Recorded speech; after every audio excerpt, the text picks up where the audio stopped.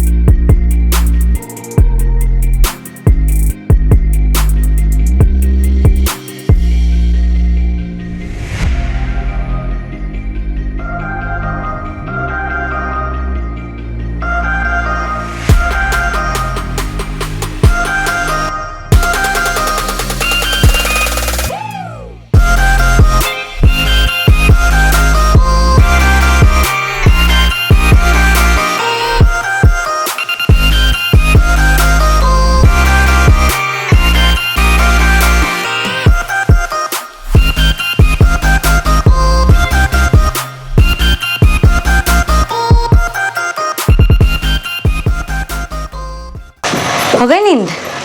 हाँ, हो गई नींद? चमगुड़ी चमगुड़ी नमिडो होगा मला बाबू नींद.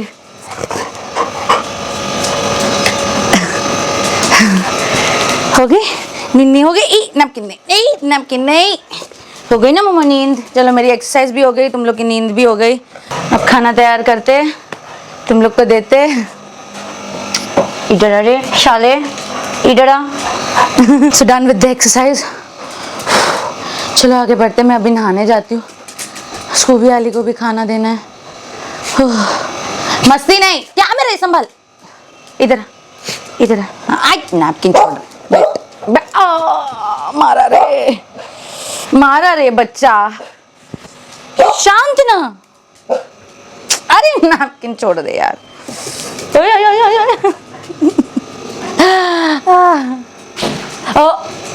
बाथरूम खोल के खुद चली गई वॉशरूम में. ये दोनों सुसु पार्टी बाथरूम में करते हैं ना, तो आदत है इन लोग का. अच्छा खुद ही बाथरूम को ऐसे धकेल देंगे और अंदर चले जाएंगे. चलो आज की एक्सरसाइज तो हो गई. आज थाइज और हैंड्स बहुत दुखने वाले हैं बस बहुत. लेकिन हमें कहाँ आराम. चलो अब मैं जाती हूँ नहाने को गाइस. मिलती हूँ आपसे ब्रेकफास्ट टाइम पर. मैं आज क्या खाने वाली हूँ वो दिखाती हूँ. ओके. बाकी जिस दिन नॉर्मल रहता है ना अपना दाल चावल रोटी सब्जी, उस दिन क्या दिखाना, वो तो सेम ही है. वो तो सेम ही है. जब कुछ ऐसा स्पेशल कुछ बनाती हूँ ना उस टाइम पर मैं दिखाती हूँ, ताकि आप लोगों को भी आइडिया रहे कि दाल चावल सब्जी चपाती इनको छोड़कर और क्या खाया जा सकता है. मतलब इनको खाने के साथ साथ और क्या खाया जा सकता है.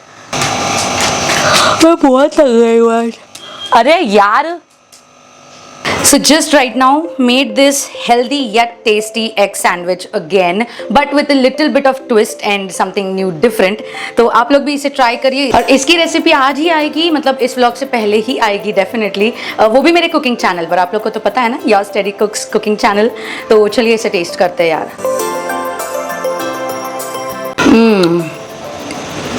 Wow wow. यू नो हमें मॉन्जनीज में स्टारबक्स में जिस टाइप के एग सैंडविचेस मिलते हैं ना, ये उससे भी बीट करेगा डेफिनेटली. चलो मेरा ब्रेकफास्ट मैं कर लेती हूँ, फिर मैं आपको दिखाती हूँ कि मैं लंच में क्या खा रही हूँ. So here's my lunch. As in कल का वो पनीर पराठा वाला जो पनीर भुर्जी है वो रह गया था. देन आज चपाती बनाने का मेरा कोई भी इच्छा नहीं है, तो इसलिए थोड़ा सा राइस लिया है and dal. You know morning में लाइक ऑफ कोर्स वो एग सैंडविच की वजह से हैवी हो गया था, सो इसलिए मैंने सोचा एकदम लाइट लंच करूँगी. एंड सैलड्स में ककड़ी वगैरह सब कुछ ख़त्म हो गया है, तो आज नो सैलड. लेकिन कल लेकर आऊँगी, मतलब आज शाम को या फिर कल सुबह लेकर आऊँगी. Then I have it. चलो देन लंच करते. हाई अपने गरम गरम गरम गरम. सी ये फ़ायदा होता है भुर्जी बनाकर पराठा बनाने का, तो भुर्जी भी खा सकते हो. चलो देन मिलती हूँ रात को. So for dinner I have made this pineapple, grinded it. I don't have a food processor, तो मैं इसे क्लॉथ में डालकर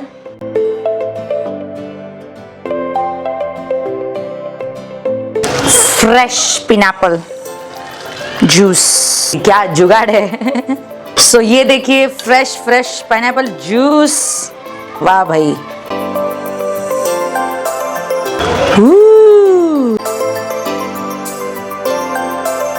करेक्ट एक ग्लास, वो भी हाफ पाइनएप्पल का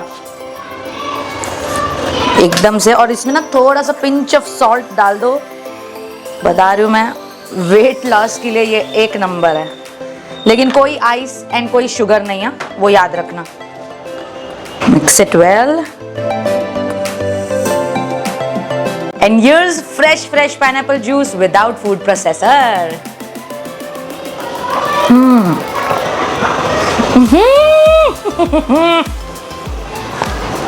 वाओ. मेरा तो डिनर हो गया. आज बहुत हैवी फील कर रही हूँ मैं, लिटरली बहुत.